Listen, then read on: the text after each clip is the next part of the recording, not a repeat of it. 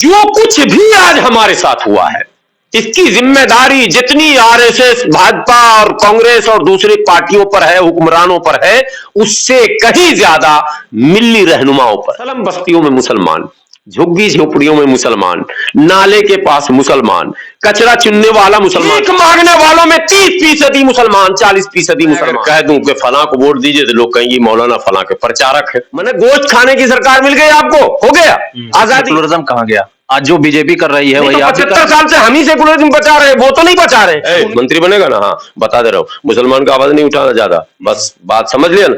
हाँ हुजूर समझ लिया। राजभर जैसा आदमी ब्लैकमेल कर रहा, मांझी जैसा आदमी ब्लैकमेल कर रहा, कुशवाहा जैसा आदमी ब्लैकमेल कर रहा, हद तो ये वो सहनी जैसा आदमी ताल ठोक रहा, सब ताल ठोक रहा, और सबके हाथ में, दोनों हाथ में लड्डू। पूरे देश में आज अगर चर्चा है किसी चीज की तो वो है राम मंदिर। मंदिर वहीं बनाएंगे, रामलला को लाएंगे, ये नारा अभी तक चल रहा था। अब नारा हो गया है कि राम मंदिर वहीं बना दिया है और रामलला विराजमान हो गए हैं वहां पे। इसी मुद्दे पर बातचीत करने के लिए हमारे साथ मौजूद हैं ऑल इंडिया यूनाइटेड मुस्लिम मोर्चा के राष्ट्रीय प्रवक्ता हाफिज गुलाम सरवर। ये किसी पहचान के मोहताज नहीं है, अक्सर आप इनको सोशल मीडिया और अपने टीवी पे देखते होंगे।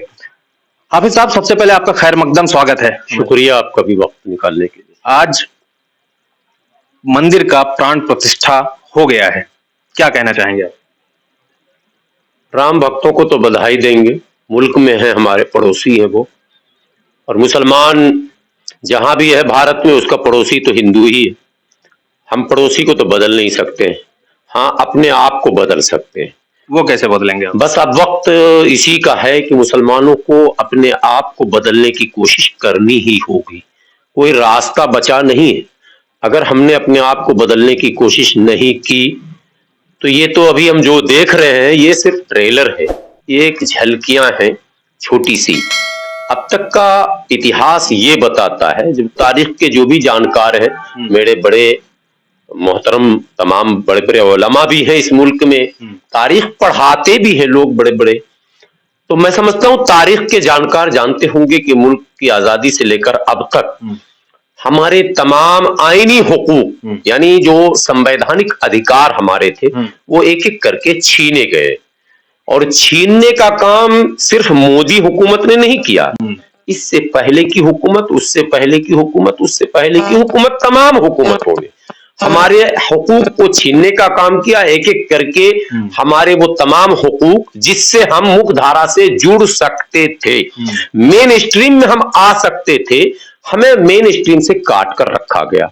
उनके तमाम उन कारनामों को जो सो कॉल्ड हमारे रहबारान, सरबराहान, जो भी उर्दू में उनको आप कहें, या मिल्ली तंजीमों की अगुवाई करने वाले लोग, या ये दावा करने वाले लोग कि मुसलमानों का मैं ही ठेकेदार हूं, दावा उनका गलत नहीं था, वाकई वो मुसलमानों के ठेकेदार थे भी और अब तक मुझे लगता है भी। उनको भी अब सोचना चाहिए, सोचना पड़ेगा, मैं ये कह रहा हूं कि आपने उस वक्त से लेकर अब तक, अप टू नाउ, जो लॉस हुआ है हमें पूरी मिल्लत को, मुल्क के मुसलमानों को, उसमें अगर जिम्मेदारी तय करनी होगी तो किसको जिम्मेदार ठहराया जाएगा? सवाल तो ये बनता है ना। सिर्फ अगर हम कहें कि नेहरू हुकूमत ने, इंदिरा हुकूमत ने, राजीव हुकूमत ने, देवगौड़ा हुकूमत ने, वीपी सिंह की हुकूमत ने, चंद्रशेखर की हुकूमत ने, अटल बिहारी की हुकूमत ने, क्या कहते हैं वो नरसिम्हा राव की हुकूमत ने, वगैरह वगैरह तमाम हुकूमतों को लाते हुए और मोदी तक अगर हम पहुंच जाएं, हुकूमतों की बात करें तो देखा जाए तो सभी ने एक तरह से ठगा है मुसलमान, सभी ने ठगा, मैं ये असल कह रहा हूं, लेकिन सभी ने ठगा है तो हमारे सरबराहान ने ठगने का मौका दिया है, ये असल मुद्दा है। वरना हमारे जो मिल्ली रहनुमा थे, जो हमारा ट्रेडिशनल लीडरशिप हमारा रहा इस मुल्क में, परंपरागत नेतृत्व, जो एक सिलसिलेवार हम पर वो नेतृत्व भी थोपा गया है साथ में, तो वो उनकी खामोशी या उनका लालच या उनका इनफिरादी मफाद, वजह ये भी है एक, सिर्फ हुकूमतों को हम जिम्मेदार ठहरा कर एक माइंडसेट मुसलमानों में बनाया गया है, और अभी भी शायद कोशिश हो रही है कि मुल्क में जो कुछ हो रहा ना इसका जिम्मेदार आरएसएस। शायद आप जैसे सहाफी हजरात भी यही मानते होंगे कि मुल्क में जो कुछ भी हो रहा है, खुसूसन अकलियतों के साथ, माने अल्पसंख्यकों के साथ जो भी घटनाएं इसका जिम्मेदार सिर्फ जो है वो आरएसएस है। नो, बिल्कुल गलत। इसी तरह से नैरेटिव बना दिया गया है, बना दिया गया, बीजेपी जिम्मेदार है, आरएसएस जिम्मेदार है मुसलमान। ये जो कुछ भी आज हमारे साथ हुआ है, इसकी जिम्मेदारी जितनी आरएसएस, भाजपा और कांग्रेस और दूसरी पार्टियों पर है, हुक्मरानों पर है, उससे कहीं ज्यादा मिल्ली रहनुमाओं पर। मिल्ली रहनुमाओं की चूक, आप दूरअंदेश नहीं है तो कैसे आलिम है? आप कुरान जैसी किताब को पढ़ने वाले, उसके माने और मतालिब को समझाने वाले, वो कुरान जो मतलब हिदायत का रास्ता, हुकूमत का रास्ता, माने सल्तनत का रास्ता, समाज को चलाने का रास्ता, पड़ोसियों को खुश रखने का रास्ता, तमाम रास्ते जहां से निकलते हो, वो इल्म आपके अंदर दावा है। मुझे लग रहा है कि कहीं ना कहीं चूक है, कुरान को समझा भी नहीं जा सका या समझाया भी ना जा सका, लेकिन है तो वही मुफस्सिर कुरान, फिदाए मिल्लत, नकीब मिल्लत, अमीर मिल्लत, न जाने कौन कौन से मैंने खिताब हम लोगों ने दिए उनको भाई। एहतराम में, इज्जत में, रुतबा में कोई कमी कभी कौम के लोगों ने नहीं दिया, लेकिन उन तमाम अमीरुल हिंद, ये सब लक़ब उनको मिला, और शाही इमाम और बादशाही फला सब कुछ उनके पास। लेकिन हमारे पास क्या? हमारे पास कटोरा। सच्चर कमेटी की रिपोर्ट आई, और रिपोर्ट तो एक फॉर्मेलिटी थी, हकीकत को जमीन पर जाकर देखिए, गांव में जाकर, गांव को छोड़िए, आप शहर में आइए, दिल्ली में आ जाइए, सलम बस्तियों में मुसलमान, झुग्गी झोपड़ियों में मुसलमान, नाले के पास मुसलमान, कचरा चुनने वाला मुसलमान। कसम खुदा की दिल्ली के कचरा चुनने वालों की बात मैं कर रहा हूं, नोट करेंगे। मैं अपने मुसलमान नौजवानों से कहता हूं कि कभी कभी ना वक्त निकाल कर किसी की बातों की सच्चाई का जांच कर लिया करो। अपने ऊपर काम करना नहीं चाहता ना मुसलमान, नहीं करना चाह रहा।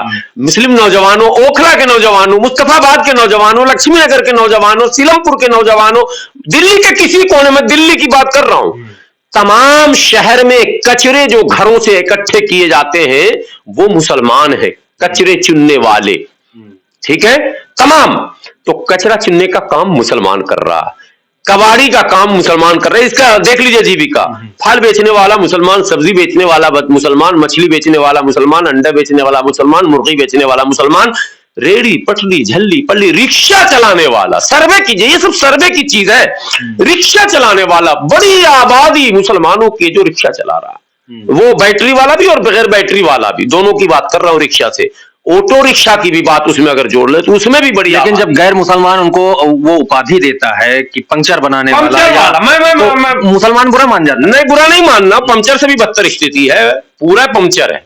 तो पंचर बनाने वाला यहां से लेके जहां तक आप जाइए, कोलकाता तक चले जाइए सर्वे करते हुए, सड़क पर वाकई पंचर बनाने वाली दुकान जो भी मिलेगी आपको, 80% मुसलमानों की आबादी। हमारी 15-16% सरकारी आंकड़े, 15% वाला अस्पताल में 40%, जेल में 40%, कचरा चुनने में 40%, रेहड़ी पटरी पर 40%, और नौकरियों में 2%, साहब बाबू साहब कुर्सियों पर 2%, भीख मांगने वालों में 30% मुसलमान, 40% मुसलमान, आबादी 10 और 15, और भीख मांगने में 40-50।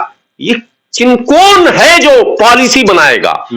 जिस कौम के पास अल्लाह ने तमाम तर नेमतें दी, मुसलमान यहां यतीम नहीं है, मुसलमान हिंदुस्तान में लावारिस नहीं था, इसके माल को हड़प लिया गया। जिसके पास सेना और रेलवे के बाद सबसे बड़ी जमीन, वक्फ बोर्ड की संपत्ति, लूट लिया लोगों ने, हमको छोड़ दिया। मतलब हमसे मुराद पूरी मिल्लत की बात मैं कर रहा हूं, सब जिसको मौका मिला उसने ही लूटना शुरू किया। किसी को खुदा का खौफ नहीं हुआ कि मरना, मर भी गए कितने लोग लूट कर, लेकिन उन्होंने ये नहीं सोचा कि हिसाब इसका भी देना पड़ेगा।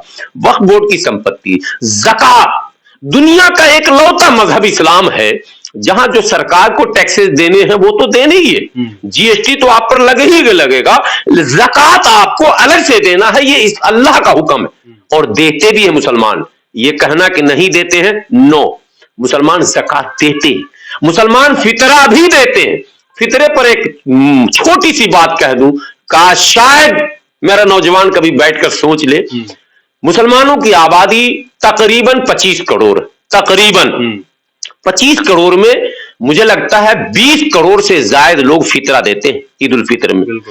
20 करोड़, मैं कहता हूं 15 ही करोड़ लोग अगर फितरा देते हैं, एक दिन की बात कर रहा हूं, फितरा 10 दिन के अंदर निकल जाता, 20 रमजान से लेके ईद के दिन तक, 10 दिन के अंदर 20 करोड़ मुसलमान 50-50 रुपए मिनिमम, अभी आज की बात मैं अगर करूं तो अब तो 50 ने, अब तो लगता है 80-90-100 का आंकड़ा था। पिछले रमजान हमको याद भी नहीं आ कितने हम लोगों ने दिए थे, लेकिन वो 2.5 किलो का जो रेट निकलता है तकरीबन 60-70 रुपया बैठ जाता है। ठीक है, 2.25 किलो गेहूं तो लगभग वही है। मैं 50 एवरेज निकालता हूं तो 15 करोड़ इंटू 50, 15 करोड़ गुने 50, जरा सा बताइए बजट कितना बनता है ये, और ये पैसा गया कहां? हर साल जिस कौम के पास 15 करोड़ का 50 गुना पैसा, यानी 750 करोड़ रुपए, समझ रहे बात? 750 करोड़ रुपए। एक बार मैं इत्मीनान से बैठा था, मैं इतनी उलझन में रहता हूं, तो मैंने 800 कुछ करोड़ रुपए जोड़े थे हर साल।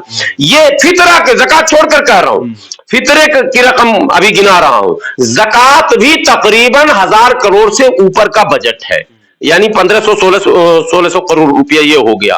उसके अलावा मुसलमानों में अल्लाह का करम है कि वो सदका भी देते हैं, वो आम तरह अतिया भी देते हैं, हदिया भी देते हैं, वो अपने उलमा को, अपने पीर को, अपने मुर्शिद को, अपने बड़ों को तोहफा भी देते हैं। जा कहां रहा ये सब? ये सब लोग क़यामत के दिन पकड़े जाएंगे अगर इन्होंने मैंने इखलास को इख्तियार नहीं किया। कसम खुदा की, मुसलमान तो सब जन्नत में जाएगा, जितना जाहिल है वो जन्नत में चला जाएगा, जितना मजदूर है वो सब जन्नत में चला जाएगा, ये लोग नहीं जाएंगे जन्नत में, क्योंकि ये वो लोग तो हिसाब दे देगा, या अल्लाह हमको तो इन्होंने कहा ये करो हमने कर लिया, वो करो हमने कर लिया, लेकिन इन्होंने कुछ नहीं किया, इन्होंने खयानत किया है, इन्हें हिसाब देना होगा। तो इस मुल्क में आज आपने राम मंदिर पर सवाल पूछ लिया, ये मुहासबा का वक्त था, आज सोचने का है, आज से बैठने का है, सर जोड़ने का है। आप मसलक की लड़ाई, बिरादरी की लड़ाई, इलाके की लड़ाई मुस्तकिल लड़ रहे हैं। तबलीगी जमात है तो 2 हिस्से में, फला है तो 3 हिस्से में, चिला बटते चले जा रहे हैं, हिस्से में बट रहे हैं। अरे कभी सर जोड़कर बैठ लीजिए, सबका नुकसान होना है, कोई एक का नहीं होना है, सब परेशान होंगे और सब मुसलमान के नाम पर मारे जाएंगे, फिर भी मुसलमान हम नहीं बनने को तैयार, हम एक होने को तैयार नहीं है। तो मसला ये अलमिया है, हमको आज ये तय करना ही पड़ेगा कि 2024 के 22 जनवरी के बाद वाले भारत में हमारा रोल क्या होगा और हमें किस तरह से यहां रहना है।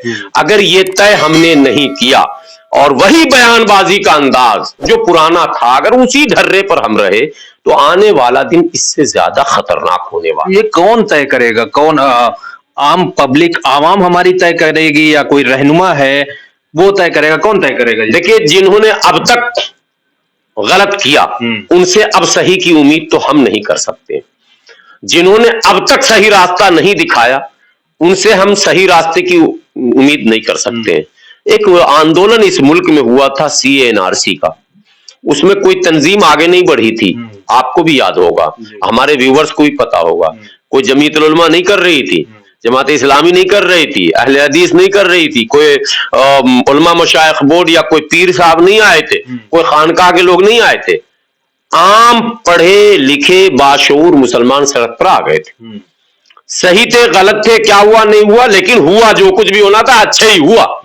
एक मैसेज अच्छा गया था उसमें पूरे मुल्क में, और पूरे मुल्क में हुआ था, और पूरे मुल्क में मैं 20 जगह तो 25 जगह मैं खुद भी गया था तकरीबन, मुझे लगा कहीं भी कोई तंजीम के लोग नहीं दिखे थे, आम मुसलमान, एक बार और आम मुसलमान, यूनिवर्सिटी के नौजवान, कॉलेजेस के नौजवान और मदरसे के उलमा जो पढ़ रहे हो फरेशर, अल्लाह के वास्ते, वो जो अलिब अब अम्मा खायल देवी कब बेटा पढ़ के भी तब ने तो लगी हो धबा धब, ये बंद हो कर दो। अब HMB का कैसेट मत बजाइए, वो जमाना चला गया। हाँ, जो पहले घूमता था इतना बड़ा वो गोल ऐसा आता था, आप लोगों ने देखा होगा, उसमें ऐसे ऐसे करके हवा भरते थे, शादी उदी में हम लोग देखते थे। ये मौलाना वही चलाना चाह रहे हैं, घूम फिर के। दुनिया कहां से कहां चली गई, जमाने के साथ अपडेट करना पड़ेगा। और इस्लाम से ज्यादा अपडेट धर्म है ही नहीं धरती पर। इस्लाम जो है वो क़यामत की आखिरी सुबह तक के हमारी रहनुमाई के लिए धर्म है, और उस धर्म के लोग कह रहे हैं नहीं हम तो वही चलेंगे, वही वही वही नहीं। आपको बदलना है। आपको कुरान आज के इस दौर में किस तरह का मुसलमान पेश करने का हुक्म देता वैसे ही करना पड़ेगा। मुझे शाद अजीमाबादी का वो शेर याद आता है, चालाक हैं सब के सब बढ़े जाते हैं, चालाक हैं सब के सब बढ़े जाते हैं, अफलाके तरक्की पे चढ़े जाते हैं, मकतब बदला किताब बदली, हम हैं कि वही सबक पढ़े जाते हैं। इससे काम नहीं चलने वाला है, आपको बदलना होगा और हालात को समझना होगा। एजुकेशन के मायने हैं आधुनिकतम गतिविधियों पर आपकी पैनी नजर हो, जो लेटेस्ट एक्टिविटीज है पूरे वर्ल्ड में क्या हो रहा है, आगे क्या हो सकता है, ये अगर आपको नहीं पता है तो आप इस मिल्लत को आगे नहीं बढ़ा सकते। कोई व्यक्ति अगर पानी में डूब रहा हो और जोश में आपने छलांग लगा दिया तो आप बचा नहीं सकते। डूबते हुए को वही बचाएगा जो बड़ा तैराक होगा, जिसको पानी की गहराई का पूरा अंदाजा होगा। इसलिए जरूरत इस बात की है कि न्यू जेनरेशन जो है उसे आगे आना पड़ेगा और अपने उन ट्रेडिशनल लीडरों को काबू में लेना पड़ेगा। लेकिन उसके लिए तो हिस्सेदारी होनी चाहिए ना, सरकार में, सत्ता में। नहीं, तो कहीं हिस्सेदारी की जरूरत नहीं, सब रास्ते खुद निकल जाएंगे। हिस्सेदारी मांगा नहीं जाता, बहुत भीख मांग लिया। हिस्सेदारी का नाम लिया जाता था और राज्यसभा में जगह बनाई जाती थी। वो सब सारे, मैं कह रहा हूं पुरानी चीजों को बिल्कुल बदल देनी है आपको, पुराने चक्कर में मत पड़िए। हमको नहीं हिस्सेदारी चाहिए, अभी कुछ नहीं चाहिए, अभी हमको बेदारी चाहिए, समझदारी चाहिए। अभी हमको समझदारी, पहले बेदारी, समझदारी, तब हिस्सेदारी।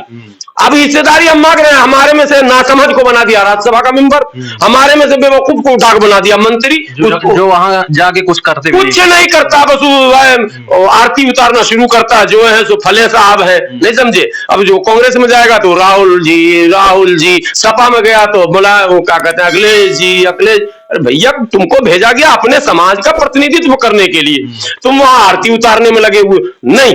इसलिए मैं कह रहा हूं पहले समझदारी फिर हिस्सेदारी, बेदारी समझदारी की जरूरत है और मुत्तहिद होकर एक स्ट्रेटेजी पर तय करना है, फिर आप आगे बढ़िए। हिस्सेदारी का रास्ता निकल जाएगा। हिस्सेदारी कोई मांगने की चीज नहीं है, भीख नहीं है, लेने की चीज है। वो हम ले लेंगे जब हम उस जगह पहुंच जाएंगे। तो आज जरूरत है हमें बेदारी और समझदारी की। अच्छा, आखिर में चलते चलते एक क्या मैसेज देना चाहते हैं आप आवाम को या जो नौजवान हैं अपने कौम के?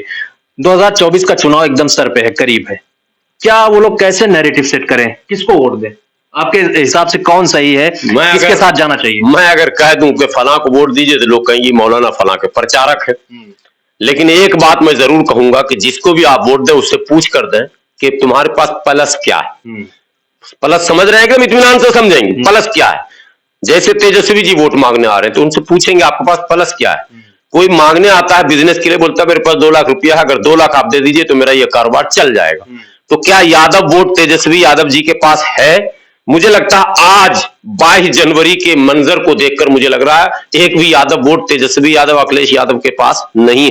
एक भी कोयरी कुर्मी वोट न सोनेलाल पटेल के खानदान, वो जो अनुप्रिया पटेल या फला पटेल है उसके पास नहीं है, नीतीश कुमार के पास नहीं, उपेंद्र कुशवाहा के पास नहीं। क्या मुसलमान इन लोगों को ढोने के लिए है बस? मुसलमान, सिर्फ मुसलमान। तो अब भैया मुसलमान को ये कहो इससे अच्छा है ये पूंजी हम अपने ही पास रख लें। जब तेरे पास पूंजी है नहीं तो फ्लॉप बिजनेस हम नहीं करेंगे, ये पूंजी हम अपने पास रखते हैं और यही जमा करके हम अपनी पूंजी बड़ी करेंगे। और हमारे पास पूंजी रखने के लिए जगह है, वोट रखने के लिए जगह है। सब लोग गोलबंद हो जाइए। मैं इसका कायल नहीं था, लेकिन लोगों को अपनी सोच बदलनी पड़ती है। मैं ओवैसी साहब की मुखालफत भी करता था कई मौके पर कि नहीं आपको ऐसे नहीं बोलना चाहिए, ऐसे नहीं करना चाहिए। नहीं। आज के इन हालात को देखकर लगता है कि मुसलमान को एक बार गोलबंद होकर, बिल्कुल आंख बंद करके, कान नाक आंख सब बंद कर लो, सिर्फ आप एक बटन एक बार दबाइए, एक बार 2024 में इस प्रयोग को करके देखिए।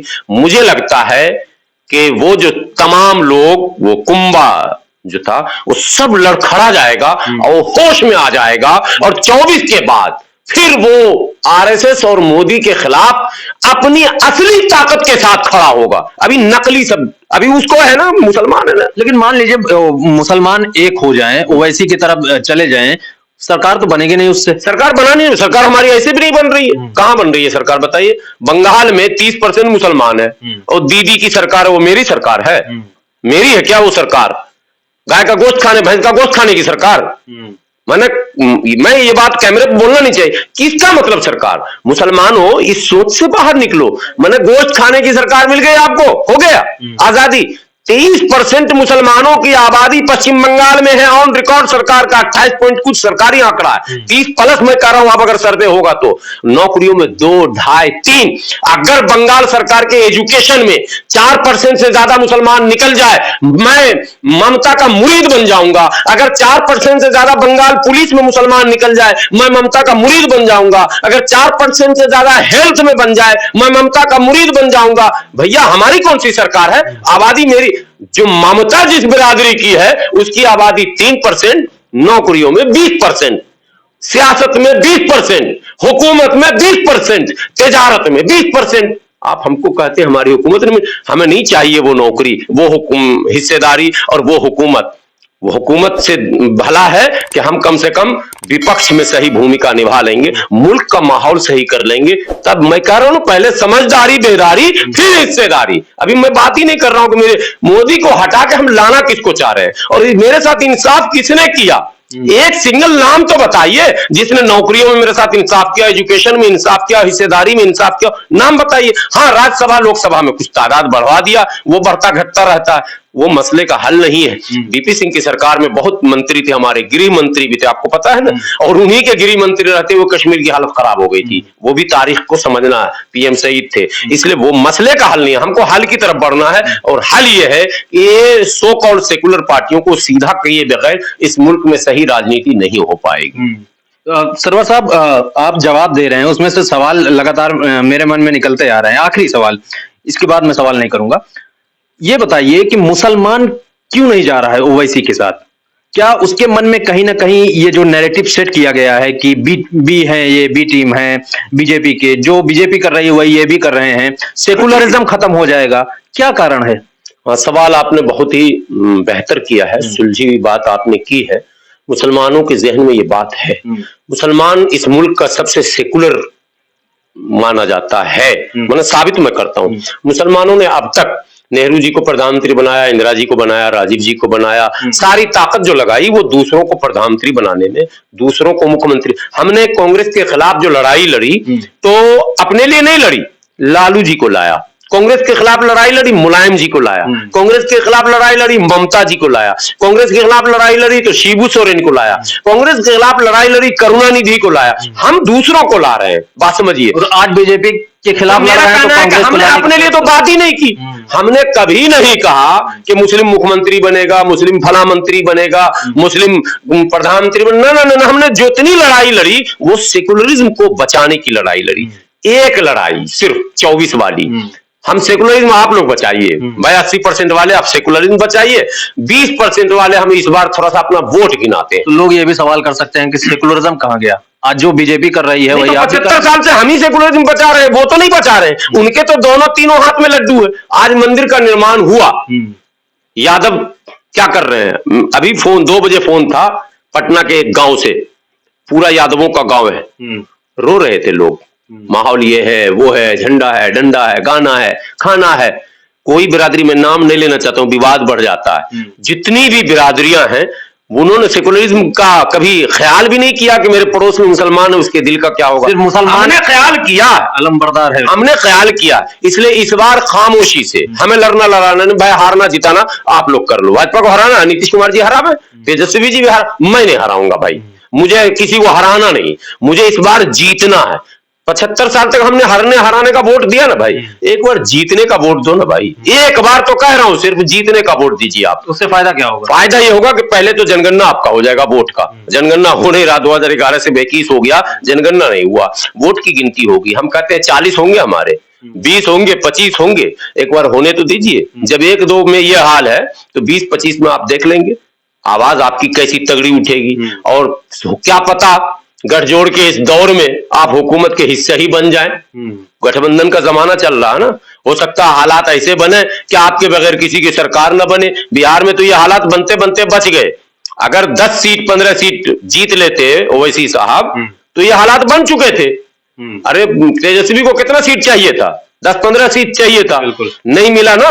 अगर ओवैसी साहब 10-20 सीट पर लड़े थे, 10 जीत जाते, 15, तो सरकार में हिस्सेदारी होती। हिस्सेदारी वो होती है ठोक के, और आरजेडी में घुस के आप जो हिस्सेदारी लेंगे वो ठोक के नहीं होता, वो रोक के। मंत्री बनेगा ना, हाँ बता दे रहा हूँ, मुसलमान का आवाज नहीं उठाना ज्यादा, बस बात समझ लिया ना, हाँ हुजूर समझ लिया, अच्छा ठीक है, हाँ तो तेरे को फला मंत्री बनाता हूँ, मैं भेजूंगा चिट्ठी, उसकी पैरवी तू करेगा, बाकी कोई काम गलती से कर मत दियो। और हिस्सेदारी में क्या होता है, राजभर जैसा आदमी, पिद्दी नहीं तो पिद्दी का शेरवा। राजभर कितने हैं भैया, कितनी आबादी है बिहार में, तो जातिगत जनगणना हो गया, अब क्यों मुसलमान डर रहा भाई, अब आओ ना, गिनती तो हो चुकी, एक बार गिना के दिखा भी दो तुम। मैं कह रहा हूं राजभर जैसा आदमी ब्लैकमेल कर रहा, मांझी जैसा आदमी ब्लैकमेल कर रहा, कुशवाहा जैसा आदमी ब्लैकमेल कर रहा, हद तो ये वो सहनी जैसा आदमी ताल ठोक रहा, सब ताल ठोक रहा, और सबके हाथ में, दोनों हाथ में लड्डू है। हमारे दोनों हाथ खाली हैं, कम से कम एक हाथ में लड्डू दे दीजिए, दूसरे हाथ में लड्डू खुद आ जाएगा, बस इतनी सी अपील। चलिए, ये थे हाफिज गुलाम सरवर जी, जिन्होंने बहुत ही बेबाकी से अपने तमाम सवाल के हमारे जवाब दिए। इनका साफ तौर पे कहना है कि मुसलमानों को इस बार खुद के लिए सोचना पड़ेगा।